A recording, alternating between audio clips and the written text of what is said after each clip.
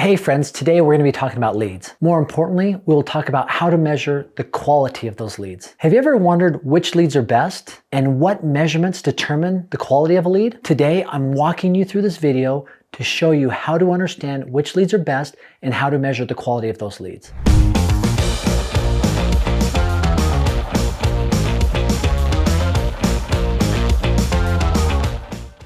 The lifeblood to any organization, any sales organization, are leads. The quality of leads can absolutely boost your organization or break the morale of your team. Understanding that will save you some necessary heartache. So today, I want to help you understand what types of leads exist. Secondly, we're going to rank the leads according from worst to first. That way you know exactly what you're dealing with. And finally, we're going to show you what metrics can help you determine the quality of the leads. If you're ready, let's go. All right, what's considered a lead? Now, when I look at leads, the customer needs to do one of two things.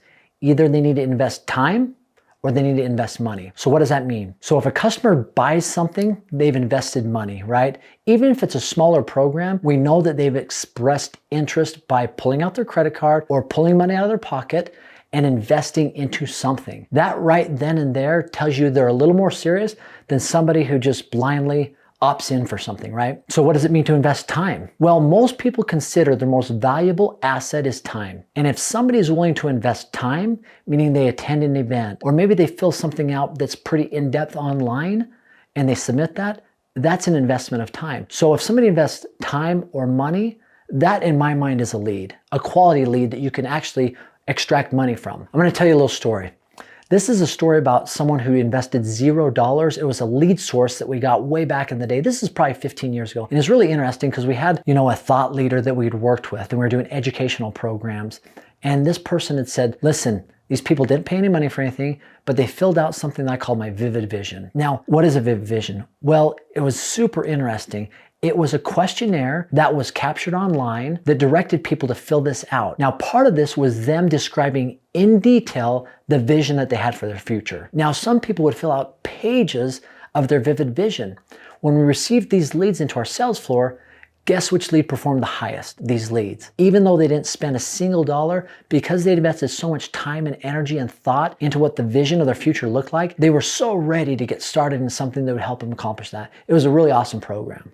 So what type of leads are there? Well, let's go to the whiteboard. I'll show you. All right, here's my sales funnel. First off, we got to get people into the funnel. Now, first thing that usually happens is you get somebody to opt in. Now, an opt-in is somebody who just says, hey, yeah, I'm interested in learning more. Here's my email, right?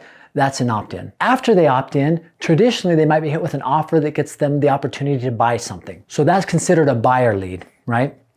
Now, somewhere along that path, as we narrow down the funnel, there might be another offer to purchase some additional stuff. I call that a buyer plus, meaning that they've spent money and then they've invested more money. And there's some funnels whose sky's the limits, right? They will have the ability to purchase stuff up to thousands of dollars just in their funnel, right? So the more steps they take and more they invest in that buying process, obviously the better the lead is. Until ultimately you're at the bottom of the funnel and people have invested lots of money, right? Now that's in an online funnel. Now there are other leads out there, at least in the industry that I've been working in, that also make a lot of sense. And I'll explain to you kind of following the same format we did here, just it's not an online funnel, but more of an in-person event. So here's what it looks like from a seminar perspective or an event perspective, right? So you have a register, somebody registered for an event, that's a registrant, and you have an attendee. Now also you have somebody that registered that didn't attend, right? Registered non-attendee. It means they didn't attend. That'd be similar to like an opt-in, right? And then from attendee, you have a buyer. Now obviously you have people that attend but do not buy. So you have an attendee, non-buyer. That'd be similar to just that grade below an opt-in, maybe a little bit better because they actually invested some time, but they didn't invest any money. So if somebody invested the time and the money and they're a buyer, that's great. And usually at an event, there's a second event that follows up and you get people that attend that. So you have a buyer attendee at the next event. And if they buy again, that is a buyer-buyer lead. And obviously those that invest the time at both events become the best of those leads that you have to offer. Now there's another type of lead that I haven't talked about that I will just briefly here. So this is a content consuming lead. This is someone who organically goes out and searches for content and they consume that content. Now, they weren't hit with an offer that they didn't expect. They didn't receive something in the mail that says, hey, we're having an event in your area. These are people that have actively gone out and searched for information they're interested in and started to consume that. So now that we're here, let's go ahead and rank the leads. This is always fun, right? So we're gonna go from worst to first. An opt-in would probably be at the very top, right? It's an email. These people have just opted in for something. A registrant who hasn't attended, also not very good. A buyer would then come in after that. A buyer, somebody who bought a couple times is also a great one. And then one that I didn't mention specifically, but if somebody buys something and they fill out a consultation or a questionnaire, we call that a combo lead. Somebody bought and filled out a consultation, so they invested time and money. That usually is even better than a buyer. And then obviously one of the best leads out there, you ask anybody in the industry when it comes to doing sales, especially educational sales, is a seminar buyer. Now people might say, hey, that has to be the best lead out there. Nothing's better than that. But I would argue that a content consumer, people who organically seek it out and may consume content, can be the best lead that you'll ever get. I'll explain why in a future video, but it's something that you need to be aware of. Somebody who searches out and consumes content surrounding an area can be a fantastic lead. So I would rank that right close to there with a seminar buyer, if not better. All right, now that we've done that, let's talk about metrics on how we measure these leads, right? So the measurement that I like to look at isn't necessarily conversion. In the seminar industry, they look at it as $1 per attendee, right? That really tells the whole story.